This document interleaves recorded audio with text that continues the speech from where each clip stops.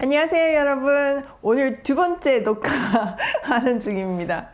아침에 분명히 녹화를 했거든요. 근데 조금 전에 알았어요. 이게 다 날아갔다는 사실을. 그래서 다행히 오늘 저녁 메뉴가 고기라서 고기 막 먹고 다시 힘을 내서 녹음을 해봅니다. 요즘 며칠 진짜 너무 바빠가지고요. 그러니까 성경을 매일 이렇게 편집을 하는 거가 저녁 때 이제 하다 보면 숨이 턱턱 막히는 것 같은 느낌이 들었습니다. 너무 버거운 거예요. 그러면서 안 해야지 이런 생각은 안 했지만 참 힘들다. 이런 생각을 했어요. 그리고 뭐 이거는 진짜 보는 사람만 보는 건 거잖아요. 제가 뭔가를 대중을 위해서 하는 게 아니라 정말 복음에 관심이 있는 사람, 그분들에게 함께 말씀을 나누는 그런 시간이잖아요.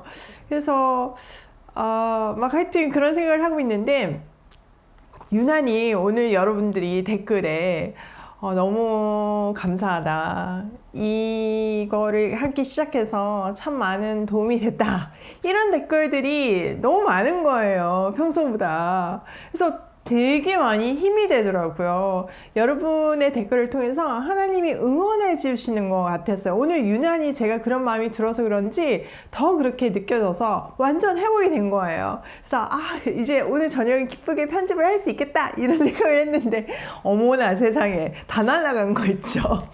만약에 여러분이 저한테 응원해 주지 않고 하나님이 저한테 힘을 주시지 않았다면 아마 지금 완전 지쳐서 쓰러졌을 거예요. 녹음 못했을 것 같아요. 근데 정말 응원으로 여러분들이 또 사랑으로 격려해 주시고, 또 그 여러분의 어떤 사랑스러운 댓글을 통해서 하나님이 응원해 주신 거를 저한테 느끼게 해 주셨잖아요. 그 은혜가 충만하니까 다시 힘이 번쩍 났습니다. 게다가 고기까지 먹었잖아요. 제가 좀 목소리가 상태가 갈라지더라도 이해해 주시고요. 다크서클이 이렇게 내려와도 이해해 주시고, 내용은 또 우리 하나님 주신 은혜에 맞춰서 풍성하게 한번 나눠보도록 하겠습니다. 오늘 본문은요, 안식일과 그리고 초하루, 제사에 대한 어떤 규례들과 또 왕들이 지켜야 되는 규례들, 이런 것들에 대한 이야기입니다. 이런 규칙들을 주시면서 하나님께서 하나님 나라를 배워가게 하시는 건 거예요. 하나님이 어떤 분인지를 배워가게 하시고, 그들이 이 규칙들을 지켜가면서 다듬어지는 건 거죠. 결국은 이 규칙들이 어떤 천국 시민의 가이드라인이 되어가지고 그들이 하나님 나라 사람으로 변화되는 것을 우리가 볼 수 있는데요. 한번 들어가서 볼게요. 자, 1절, 주 여호와께서 이같이 말씀하셨느니라. 안뜰 동쪽을 향한 문은 일하는 엿새 동안에는 닫되 안식일에는 열며 초하루에는 열고, 군주는 바깥문 현관을 통하여 들어와서 문벽 곁에 쓰고 제사장은 그를 위하여 번제와 감사제를 드릴 것이요, 군주는 문 통로에서 예배한 후에 밖으로 나가고 그 문은 저녁까지 닫지 말 것이며. 네, 보니까 동쪽 문은 항상 닫혀 있잖아요. 하나님이 들어오시고 문을 닫으라고 그랬잖아요. 근데 이제 안식일에는 열어서 초하루는 열어서 예배를 드리게 하는 겁니다. 그리고 보면 군주, 왕에게는 특별한 혜택이 주어지는데, 이 현관을 통과해서 들어올 수 있는데 안뜰로는 못 들어가요. 안뜰은 제사장들이 제사를 지내는 거룩한 곳이잖아요. 왕이라고 할지라도 거기까지는 못 들어가는 규칙이 있는 건 거예요. 그래서 문 앞에 서서, 여기 보니까 문벽 곁에 서서 예배를 드릴 수 있는 그런 베네핏이 주어졌습니다. 예배를 드리고 밖으로 나가야 됐습니다. 그리고 왕이 막 너무 은혜를 받아가지고 계속 있고 싶어도 있을 수가 없어요. 예배를 드린 후에는 밖으로 나가야 했습니다. 자, 그 다음 볼게요. 3절, 이 땅 백성도 안식일과 초하루에 이 문 입구에서 나 여호와 앞에 예배할 것이며, 안식일에 군주가 여호와께 드리는 번제는 흠 없는 어린 양 6마리와 흠 없는 숫양 1마리라. 그 소제는 숫양 1마리는 밀가루 한 에바요, 모든 어린 양에는 그 힘대로 할 것이며 밀가루 한 에바에는 기름 한 흰씩이라. 자, 여기 앞에 보면 백성들도 안식일과 초하루에 이 문 입구에서 예배를 드릴 수 있어요. 여러분 왕하고 일반 백성하고 차이가 엄청난 거잖아요. 근데 그들도 동일하게 문 앞에서 예배를 드릴 수 있게 했습니다. 물론 이제 그 왕은 계단 위까지 올라갈 수 있으니까 뭐 계단은 그 정도 차이, 8계단 차이밖에 없으니까 거의 동등하다고 볼 수 있는 거죠. 이것을 통해서 하나님 아래에 모든 사람은 다 동등하다, 이것을 보여주는 건 거죠. 또 한 가지는 하나님만이 이 나라의 참 왕이라는 건 거예요. 인간 왕은 대리 통치자일 뿐이다, 이것을 얘기해 주는 겁니다. 그 다음에는 보니까 안식일의 번제나 소제에 대해서도 정확한 규칙들이 있어요. 아무거나 내 마음대로 어떨 때는 막 내키는 대로 하고 어떨 때는 없으니까 안 하고, 이게 아니고요. 정한 규칙들이 있고 거기에 따라서 질서 있게 예배를 드리라고 하나님은 가이드라인을 제공하십니다. 자, 6절에 보면요. 초하루에는 흠없는 숫송아지 1마리와 어린 양 6마리와 수젠 1마리를 드리되 모두 흠 없는 것으로 할 것이며. 자, 초하루에는 거의 한 달에 한 번이잖아요. 이때는 숫송아지 1마리가 더 첨가되는 것을 볼 수 있습니다. 마찬가지로 가이드라인이 있죠. 흠 없는 것으로 이제 드려야 하는 것입니다. 7절, 또 소제를 준비하되 숫송아지에는 밀가루 한 에바요 수장에는 밀가루 한 에바며 모든 어린 양에는 그 힘대로 할 것이요 밀가루 한 에바에는 기름 한 흰식이며 군주가 올 때는 이문 현관을 통하여 들어오고 나갈 때도 그리할지니라. 네, 군주가 들어와서 아무데나 자기 마음대로 하는 게 아니라 초하루 때도 동일하게 어떤 규칙들이 있고 재물의 어떤 양이 있고 가이드라인이 있고, 또 이때도 예외가 있는 것이 아니라 들어온 문으로 나가야 됨을 볼 수 있습니다. 자, 9절. 그러나 모든 정한 절기에 이 땅 백성이 나 여호와 앞에 나올 때는 북문으로 들어와서 경배하는 자는 남문으로 나가고 남문으로 들어온 자는 북문으로 나갈지라. 들어온 문으로 도로 나가지 말고 그 몸이 앞으로 향한 대로 나갈지니라. 여러분, 이 본문을 읽으면서 어떤 생각을 하셨나요? 뭔가 거룩하고 뭔가 특별한 뜻이 담겨 있을 것 같지 않나요? 이렇게 해야지만 뭐 영적으로 더 은혜를 받는다든지 뭔가 이렇게 생각이 좀 들잖아요. 안 드나요? 근데 사실은 이거는 그냥 문자적으로 읽으셔야 됩니다. 자, 보니까 어떻게 돼 있어요? 북문으로 들어온 사람은 남문으로 나가고, 그러니까 이 말은 앞으로 그냥 나가라는 건 거예요. 그러니까 뒤돌아서 나가는 게 아니라 들어와서 그대로 직진해서 나가라는 건 거예요. 이걸 뭘 얘기하겠습니까? 네, 사람들이 얼마나 많아요. 그쵸? 예배하러 온 사람들이 안식일에 많을 거 아니에요. 근데 들어왔다가 또 되돌아 나가고 그러면 얼마나 복잡하겠어요. 소위 줄이 막 엉킬 거잖아요. 그러니까 하나님께서 질서 있게 북문으로 들어온 사람은 남쪽으로 가고 남문에서 들어온 사람은 북쪽으로 나가게 함으로 해서 한 방향으로 질서 있게 움직이게 하는 건 거예요. 자, 이렇게 아주 그냥 규칙들 이대로 하면 진짜 질서 있게 예배가 드려지는 건 거잖아요.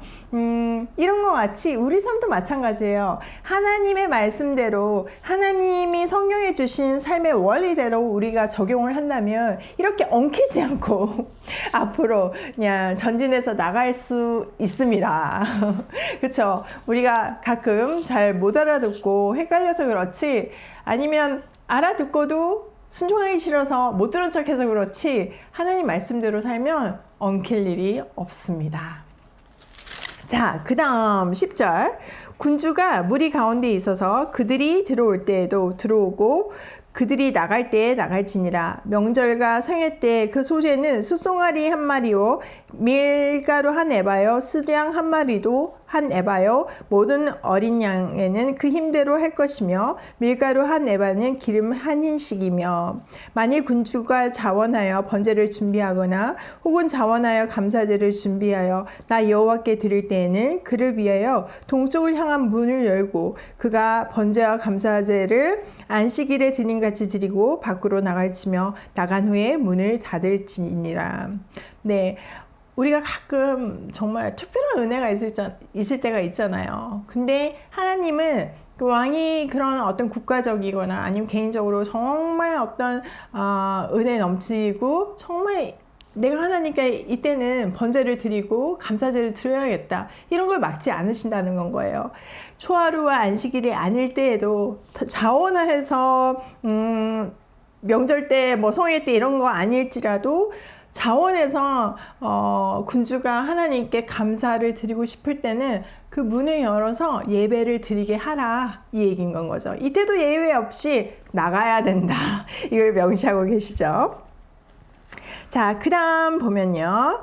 자, 매일 드리는 제사에 대해서 얘기하고 있습니다. 13절 아침마다 1년 되고 흠없는 어린 양 한 마리를 번제를 갖추어 나 여호와께 드리고 또 아침마다 그것과 함께 드릴 소제를 갖추되 곧 밀가루 6분의 1 에바와 기름 3분의 1 흰을 섞을 것이며 이는 영원한 규례로 삼아 항상 나 여호와께 드릴 소제라.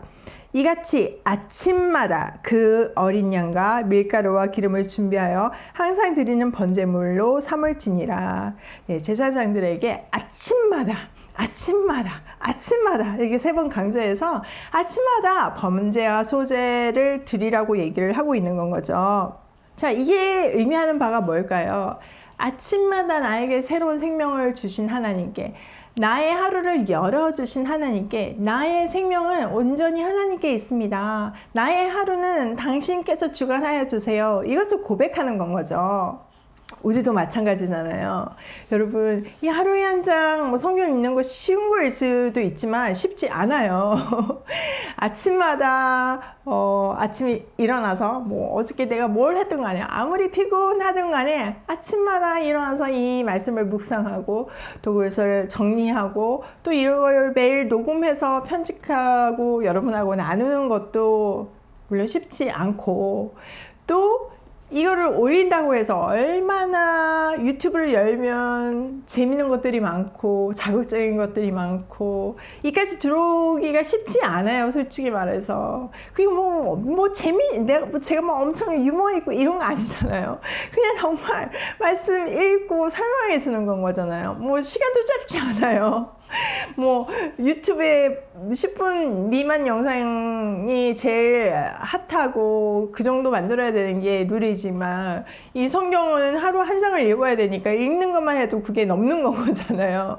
그러니까 쉽지 않은 컨텐츠인데 여러분이 아침마다 이거를 들어와서 본다는 거는 하나님의 은혜가 아니면 할 수 없는 거고, 또 나는 정말 내가 부족하지만 하나님께 내 인생을 드리고 싶습니다. 내가 하나님 뜻대로 살고 싶습니다. 이 고백이 여러분이 아침마다 보는 이 영상에 있는 겁니다.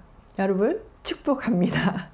그리고 제가 영상을 날리면서 오늘 느끼는 건데, 뭐 그런 생각을 늘 해요. 이 영상은 내가 하는 게 아니라 물론 하나님의 은혜 주시지만 여러분하고 동력해서 이걸 매일매일 만들어 간다, 이 생각이 늘 있거든요. 그쵸? 여러분이 안 봐주면 제가 이걸 어떻게 만들겠어요.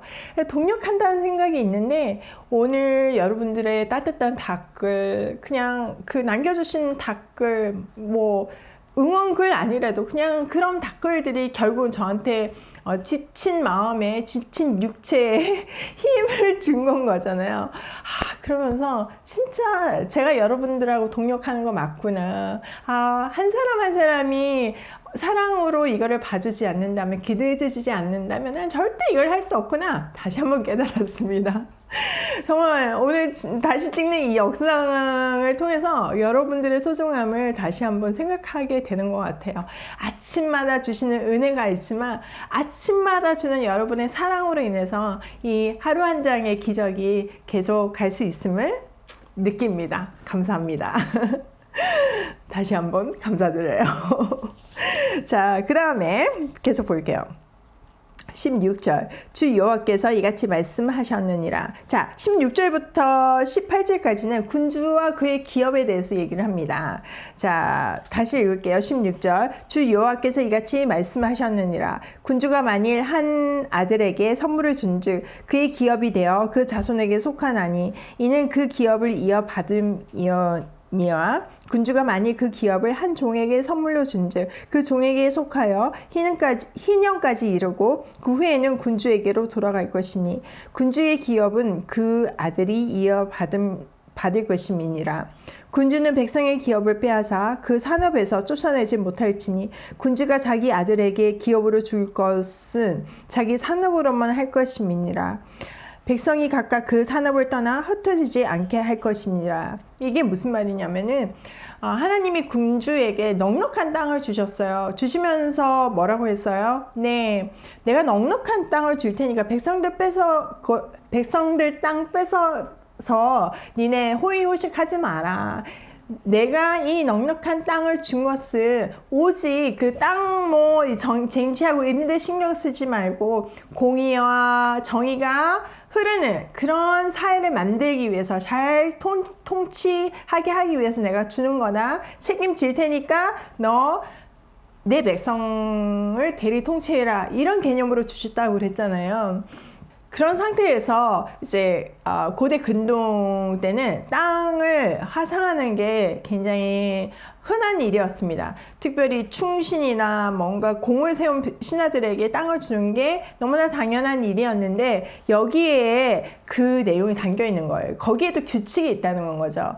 만약 왕이 자기 자손, 자기 아들에게 땅을 주면요. 그 같은 가문이잖아요. 그러니까 그거는 그냥 유효한 건 거예요. 계속 그 가문으로 이어지니까요. 근데 만약에 왕이 신하한테 땅을 하사했을 때는 희년이 됐을 때 다시 그 땅이 왕한테로 환급된다는 거예요. 환급이 아니라 하여튼 되돌려 온다는 겁니다. 왜냐하면은 지금 이제 가문이 달라지는 건 거잖아요. 그러니까 왕한테 준 거는 그 규칙이 계속 그 포션이 작아지지 않게끔 유지시키신다는 하나님의 뜻인 겁니다. 만약 이게 점점 작아지면 왕이 이제 백성들 거를 탐해서 여기 18절에 말하는 것 같이 백성들 것을 뺐으면 백성들이 막 자기 땅이 없으니까 유리할 수밖에 없잖아요. 그런 것을 방지하기 위해서 하나님께서 그렇게 하신다는 거죠. 또 하나는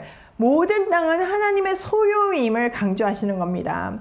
왕이 이건 내 땅이니까 내 맘대로가 아니라 하나님이 정한 규칙대로 해야 된다는 것을 보여주는 건 거잖아요. 그러니까 이 땅의 진정한 주인은 하나님이시고 그들은 대리 통치자이고 그들은 청지기일 뿐이다. 이 얘기를 하시는 겁니다. 이거는 우리한테도 마찬가지인 거예요. 여러분 성경에 아합이 나봇의 포도원을 빼앗는 그 사건 아시죠? 왕궁 근처에 너무 아름다운 포도원이 있으니까 갑자기 아합이 욕심이 난 건 거예요. 그래서 달라고 나한테 팔으라고 그랬더니 나봇이 뭐라고 그럽니까? 율법에 그건 금에 있기 때문에 난 할 수 없습니다. 이렇게 얘기했어요. 근데 아합은 그래도 이스라엘 사람이잖아요. 그 율법을 정확하게 알고 있었던 건 거죠. 그러니까 알아 누웠어요. 뭐 함부로 뺏지는 못하고 하나님 말씀은 거역하기 좀 무섭잖아요. 아무리 자기 우상 숭배하고 그런다 해도. 근데 이세벨은 바알과 아세라를 섬기는 우상 숭배자였잖아요. 그러니까 자기 남편이 막 그런 걸로 알아놓으니까 뭐 그런 거 갖고 지금 알아놓냐고 내가 해결하겠다고 그래놓고는 어떻게 합니까? 나봇을 죽여버리죠. 그리고 그 땅을 뺐습니다. 그러니까 하나님이 이게 악한 것이라고 얘기를 하잖아요. 그쵸? 아합은 그때 하나님의 규례를 어긴 것이고 나봇은 이 규례에 근거해서 왕한테 팔 수 없다고 얘기한 것입니다. 이해되시죠? 성경에 다 이렇게 연결되어 있고 재밌습니다. 자, 그 다음에 마지막으로 이제 성전 부엌에 대한 이야기가 있는데요. 한번 볼게요. 19절. 그 후에 그가 나를 데리고 문 곁 통행구를 통하여 북쪽을 향한 제사장의 거룩한 방에 들어가시니 그 방 뒤 서쪽에 한 처소가 있더라. 그가 내게 이르시되 이는 제사장 속건제와 속죄제 희생 제물을 삶으며 소제 제물을 굴 처소니 그들이 이 성물을 가지고 바깥들에 나가며 백성을 거룩하게 할까 함이니라 하시고 나를 데리고 바깥들로 나가서 나를 뜰 내 구석을 지나가게 하시는데 본즉 그 뜰 매 구석에 또 뜰이 있는데 뜰의 내 구석 안에 있는 안에는 집이 있으니 길이는 40척이요 너비는 30척이라. 구석의 넷들이 같은 크기며 그 작은 넷들 사방으로 돌아가며 부엌이 있고 그 사방 부엌에 삶는 기구가 설비되었는데 그가 내게 이르시되 이는 삶는 부엌이니 성전에서 수종 드는 자가 백성의 재물을 여기서 삶을 것이라 하시더라. 네, 이거는 뭐냐면은 성전 예물을 삶고 처리하는데 따로 부엌이 구별되어 있다는 것을 얘기합니다. 자, 성전에 드리는 모든 것은 흠이 없어야 되고 부정하지 않아야 되잖아요. 근데 만약에 이게 바깥쪽에 있어가지고 그냥 부정한 사람이 자기도 모르게 그때 얘기한 것 같이 뭐 지나가다가 사체를 뭐 건드렸든지 자기도 모르는 사이에 그런 부정한 상태가 돼 있을 수 있잖아요. 근데 그 사람이 이 거룩한 것에 그냥 우연히 이렇게 접하게 돼서 벌을 받게 되는 것을 방지하기 위해서 이렇게 거룩하게 구별하고 있다는 것을 말하는 겁니다. 자, 이렇게 살펴본 것 같이 이 모든 규례의 중심, 핵심 사상은 뭐예요? 하나님은 우리 삶의 주인이시라는 겁니다. 우리가 이 규칙들을 지킬 때 하나님은 내 삶의 주인이세요. 이것을 고백하는 것이고, 그리고 그 신앙 고백이 약할지라도 이 규칙들을 지켜나가다 보면 결국은 그런 삶을 살고 있다는 겁니다. 처음에는 서툴다 할지라도 이 규칙을 연습함으로 인해서 어느새 우리는 하나님 마음에 합한 사람이 되어가고 있다는 것을 얘기해 주는 건 거죠. 오늘 본문을 통해서 우리 삶의 이런 규칙들이 얼마나 중요한지를 다시 한번 깨닫습니다. 내 삶에 대한 어떤 규칙들, 우리 가정에 대한 어떤 하나님의 규칙들, 또 회사에 대한 규칙들, 이런 것들이 결국은 하나님을 영광에 내는데 아주 중요한 안전장치이고 아주 중요한 요소라는 겁니다. 이 모든 규칙들이 다 하나님을 향하고 있을 때 그 안에 구성원들이 하나님을 배워갈 수 있다는 겁니다. 만약에 우리 회사에 믿지 않는 직원이 있다고 쳐요. 근데 우리 회사의 규칙들이 모두 하나님을 향하고 있을 때 결국은 이 직원들이 그 규칙들을 따라가다 보면 어렴풋이 하나님을 알게 되고 하나님을 간접 경험할 수밖에 없고 결국은 하나님을 알 수밖에 없다는 겁니다. 점점 하나님을 배워갈 수밖에 없다는 겁니다. 오늘도 말씀 앞에서 나의 모든 삶의 규칙들을 점검하면서 천국 시민답게 고고싱입니다.